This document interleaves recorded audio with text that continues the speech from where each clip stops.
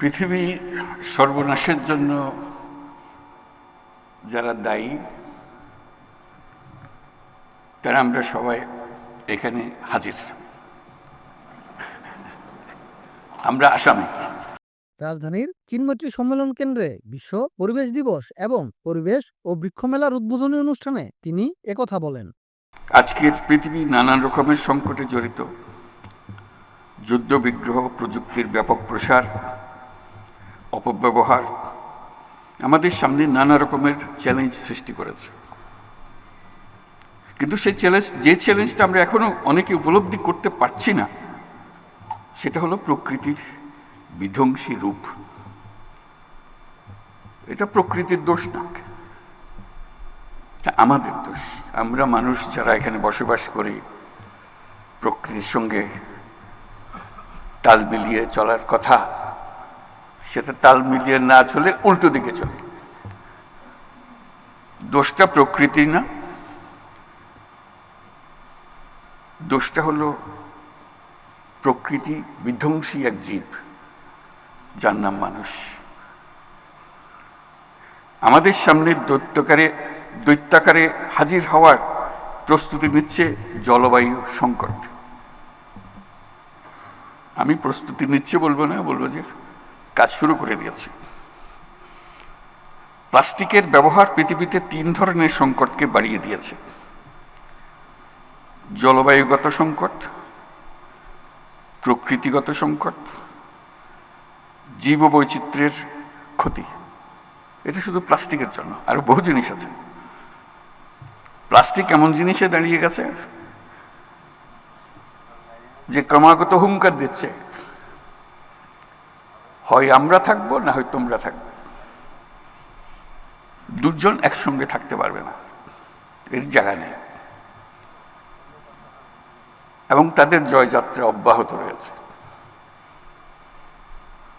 তারা দাঁড়িয়ে দাঁড়িয়ে খিলখিল করে হাসি আমাদের অসহায়ত্ব দেখে, আমাদের উদ্যোগের অভাব দেখে, যে আমরা সব জয় করে নিলাম, তোমরা কিছুই করতে পারতেছ না। সেই অসহায় অবস্থা থেকে আজকে আমরা এই 2025 সালের এই দিবস উদযাপন করছি। প্লাস্টিক ব্যবস্থাপনা ঠিকঠাক না থাকায় পৃথিবীর জলাশয়গুলো পলিথিন আর প্লাস্টিকে ছেয়ে গেছে। জীববৈচিত্র্য ধ্বংসের মুখে পড়ছে। কেন? আমাদের কি শক্তি নাই বলে? তা না, আমরা পাত্তা দিচ্ছি না বলে। আমাদের কোনো গরজ না, চলছি তো, ঠিকই তো আছে। এই করতে করতেই আমাদের শেষ। এই দিবস পালনের মাধ্যমে যদি কিছুটা সজাগতা আমাদের কাছে আসে, নতুন দৃষ্টিভঙ্গি, নতুন কর্মোদ্যোগ আসে, তাহলে হয়তো একটা সম্ভাবনা সৃষ্টি হতে পারে। এখনো হয়নি, এখন আমরা অবলুপ্তির পথে, রক্ষা করার কোনো উপায় নাই।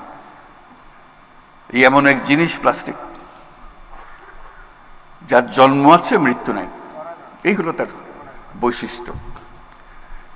পৃথিবীর সব কিছুর মৃত্যু আছে, তার মৃত্যু নাই। এসব ক্রমাগত বাড়ে, তো ফলে সবকিছু সে জয় করে ফেলবে। আজকে যে আমরা মাইক্রোপ্লাস্টিকের কথা বলছি, এটা তো মাত্র শুরু। হেন জিনিস থাকবে না, তার বিচরণের বাইরে থাকবে। আমরা দিবস উদযাপন করে ঘরে ফিরে যাব, যথারীতি আগের মতো প্লাস্টিক ব্যবহার করব। এ সামান্য একটা জিনিস, এমন কি ক্ষতি করতে পারে আমাদেরকে? আমরা করতেই থাকবো। মন্ত্রণালয় বলছে প্লাস্টিক বোতল রাখা যাবে না, আমরা হাসাহাসি করব। কাজ নেই তো, একটা প্লাস্টিক বোতলের পেছনে লাগছিল না। এভাবে প্লাস্টিক অগ্রসর হবে। আমরা যদি আমাদের লাইফস্টাইল পরিবর্তন না করি, এই যুদ্ধে সামগ্রিকভাবে মানুষের পরাজয় অবধারিত, এর থেকে মুক্তি নাই। কিভাবে আমরা জীবন যাপন করব, তার মধ্যে এটা লিখিত হয়ে গেছে ফলাফল। প্লাস্টিকও আমরা ছাড়ব না,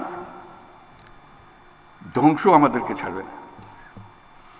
অনুষ্ঠানে স্বাগত বক্তব্যে পরিবেশ, বন, জলবায়ু পরিবর্তন বিষয়ক মন্ত্রণালয়ের সচিব ডক্টর ফারহিনা আহমেদ বলেন, পরিবেশ রক্ষার কাজটি অত্যন্ত চ্যালেঞ্জিং কাজ।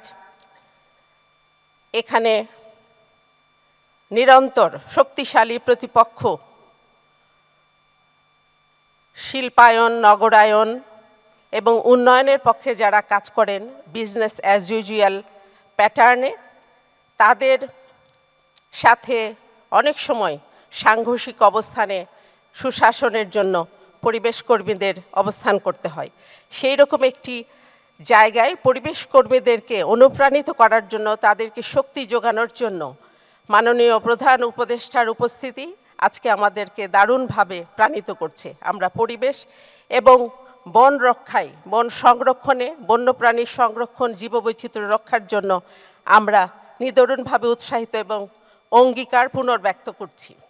পরিবেশ, বন ও জলবায়ু পরিবর্তন বিষয়ক মন্ত্রণালয় এবং পানি সম্পদ উপদেষ্টা সৈয়দা রিজওয়ানা হাসান বলেন, পরিবেশ যদি সকলেই তাদের নিজেদের জায়গা থেকে রক্ষার জন্য কাজ করে, তাহলে আমাদের কাজটা অনেক সহজ হয়ে যায়।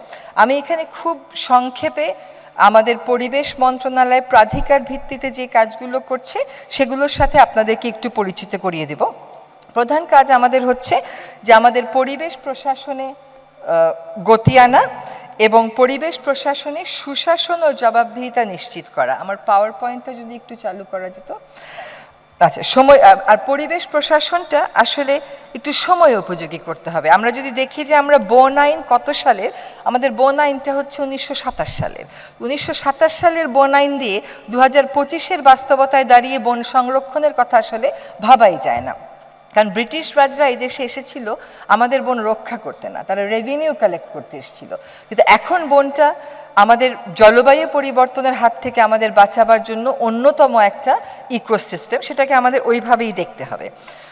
আমরা সবসময় শুনে এসেছি যে এনভায়রনমেন্টাল পারফরমেন্সে বাংলাদেশের অবস্থান হচ্ছে 180টি দেশের মধ্যে 179 না, 180টি দেশের মধ্যে 179, 179।